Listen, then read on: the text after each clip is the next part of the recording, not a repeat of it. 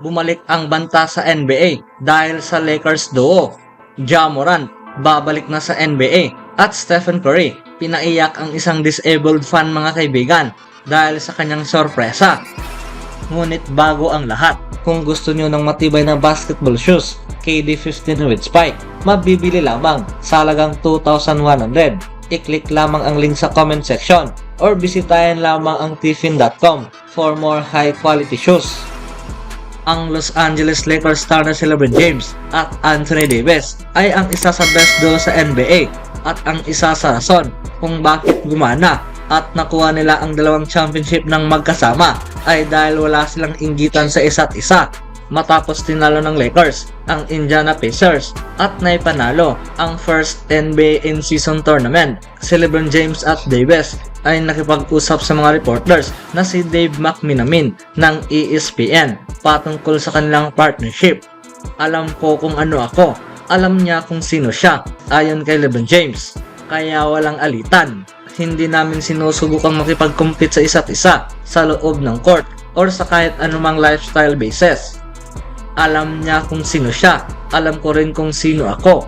Ang tanging bagay lamang na dapat namin gawin ay hawakan namin ng maayos ang aming mga sariling trabaho at subukang maging pinakamahusay sa abot sa aming mga makakaya.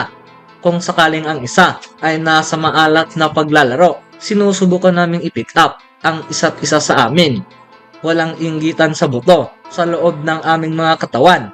Patuloy pa nitong ni LeBron, kailanman walang inggitan sa isa't isa. Si LeBron at Davis ay pinangunahan ang Lakers sa 2020 NBA Championship para sa kanilang first season bilang teammates. Ang Los Angeles Lakers ay naging 108-57 sa regular season sa panahong ang parehong sina LeBron James at Davis ay nasa lineup. Sinabi niya ang mga bagay na tulad na lamang sa limbawang hayaan si Davis na maglaro sa loob or iasa sa kanya ang run, sabi ni Davis. Itong si LeBron ay ginagawa nga raw ang maayos na trabaho para gawing tiyak na makuha nito ang kanyang touches at magkaroon ng oportunidad na mag-take over sa ball games tulad na lamang sa kanyang ginawa kontra sa Pacers. Itong si LeBron ay laging nga raw nasa kanyang tabi mula sa ups and downs na para kay Davis, siya ang taong laging nga raw niyang nilalapitan at hinihingan ng mga gabay. Siya ay kilalang kilala na ako. Nagkaroon ako ng maayos na gabi ngayon at sinabi nitong ni LeBron na susunod siya sa akin. Ang lahat ay gumana at ang team ay pinapahintulutan ako na maging tao sa laban at tanging ginawa ko na lamang ang nararapat na trabaho. Dahil sa laban kontra Pacers sa NBA in-season tournament championship game, si Davis mga kaibigan ay gumawa ng 41 points, 20 rebounds, 5 assists at mayroong 4 na blocks, habang itong si LeBron naman ay mayroong 24 points, 11 rebounds at 4 assists. Merong imaheng nag-viral sa social media nitong ni LeBron James at Davis.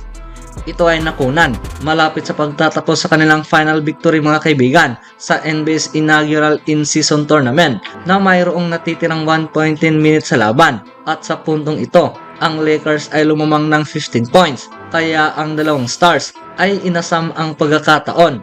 Isang bagay mga kaibigan na tila bumalik na sa kanila ang kanilang dating lakas kung saan nakuha nga nila ang championship. At hindi na isang sorpresa na naging banta sila ulit ngayon sa liga. Anong masasabi niyo mga kaibigan sa tsansa ngayon ng Los Angeles Lakers? Sa kabilang banda naman, ang 25-game suspension nitong ni Ja Morant ay nakaset na magtatapos sa hindi na aabot na 2 linggo, at ang NBA Commissioner na si Adam Silver ay binunyag na sila ay una munang magkikita bago pa man ang hakbang sa kanyang pagbalik sa loob ng court. Minonitor nga raw nito ang sitwasyon patungkol dito kay Ja Morant. Sa katunayan, intensyon kong makipag-usap sa kanya direkta sa linggong ito. Ang mga tao sa liga, kasama sina Ja Morant at ang kanyang grupo mga kaibigan, maging ang mga Players Association, ay regular nga raw nakikipag-ugnayan. Itong si Adam Silver ay binunyag rin mga kaibigan ang isang programang ginawa nila para dito kay Ja Morant. At sa napag-alaman nito, ang Memphis superstar ay ginawa naman ang mga tamang bagay. Patuloy pa nitong ni Silver, kaming magkasama ay nagpapatupad ng bagay para sa ikakabuti nitong ni Moran nitong mga iilang linggo, at sa kanyang nakikita, tinutupad nga raw nitong ni Ja ang mga bagay na iyon base sa kanilang pinag-uutos. Itong si Silver ay balak pang i-review ang programang ito at gustong tiyakin na ang kondisyong ito ay gagana sa kanya na maging successful ito habang nagpapatuloy. Mai-consider kung ano nga ba ang dapat baguhin matapos ang unang suspensyon. Hindi masisisi itong si Adam Silver mga kaibigan, para sa kagustuhang siguraduhin ang lahat bago pa man niya bigyan ng green light itong si Ja Moran.